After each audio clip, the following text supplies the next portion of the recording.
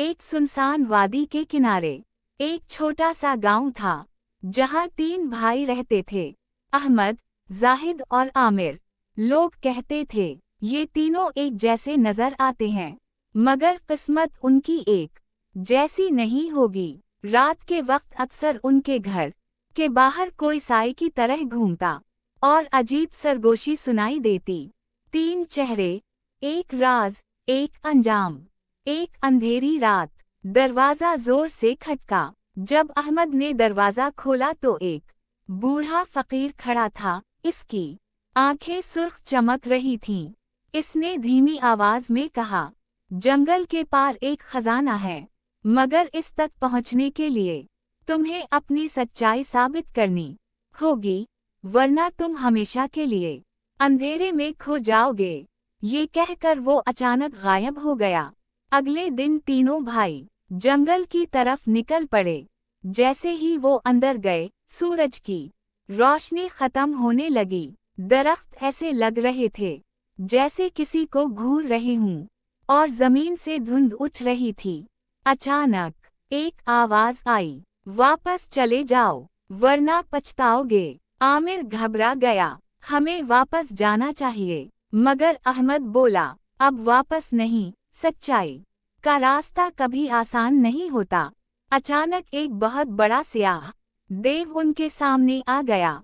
इसकी आंखें आग की तरह जल रही थीं। देव गरजा, ये खजाना तुम जैसे कमजोर लोगों के लिए नहीं, जाहिद ने कहा, ये हमें डराने के लिए है, हकीकत नहीं।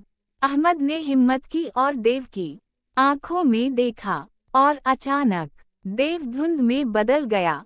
आगे एक अजीब जगह आई, जहां चारों तरफ आईने ही आईने थे। हर आईने में तीनों भाइयों की मुख्तलिफ शक्लें नजर आ रही थीं। किसी में वो बूढ़े थे, किसी में खौफनाक, किसी में गायब। एक आवाज आई, अपनी असल पहचानो, वरना हमेशा के लिए खो जाओगे। आमिर खुद को पहचान ना सका। वो आईनों में भटकने लगा, मगर जाहिद ने आंखें बंद की और बोला, हकीकत आंखों से नहीं, दिल से देखी जाती है। अचानक रास्ता जाहिर हो गया। आगे एक गहरा कुआं था, जिसके अंदर से चीखों की आवाजें आ रही थीं। एक पुरानी लिखी हुई तख्ती थी, सिर्फ वही गुजर सकता है जो दूसरों के लिए कुर्बानी दे। अहमद ने बगैर सोचे एक रस्सी पकड़ी और नीचे उतरने लगा। आमिर चीखा, ये पागलपन है, मगर जैसे ही अहमद नीचे पहुंचा, चीखें खामोश हो गईं, और एक खुफिया रास्ता खल गया। आखिरकार वो एक बड़े हाल में पहुंचे, जहां सोना, हीरे और खजाने के ढेर लगे थे। लेकिन अचानक वही फकीर दोबारा जाहिर हुआ। अब वो फकीर नहीं, एक खौफनाक जादूगर था। इसने कहा, ये आखिरी इम्तिहान है, जो लालच करेगा वो हमेशा के लिए कैद हो जाएगा। आमिर खुद को रोक ना सका। इसने सोना उठाया और फौरन जमीन फट गई। इसे जंजीरों ने जकड़ लिया।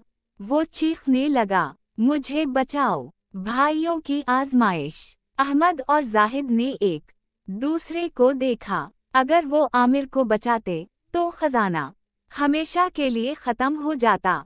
अगर वो खजाना लेते तो आमिर हमेशा के लिए कैद हो जाता। अहमद बोला, भाई खजाने से ज्यादा कीमती है। इन्होंने आमिर को बचाने का फैसला किया। जैसे ही इन्होंने आमिर को बचाया, जादूगर मुस्कुराया और गायब हो गया। सारा सोना रोशनी में बदल गया, और एक आवाज आई, असल खजाना तुम्हारा दिल है, तुम कामयाब हो गए हो। तीनों भाई वापस गांव आए। अब लोग इन्हें सिर्फ शक्ल से नहीं, बल्कि किरदार से पहचानते थे। आमिर बदल चुका था, और वो सरगोशी हमेशा के लिए खत्म हो गई।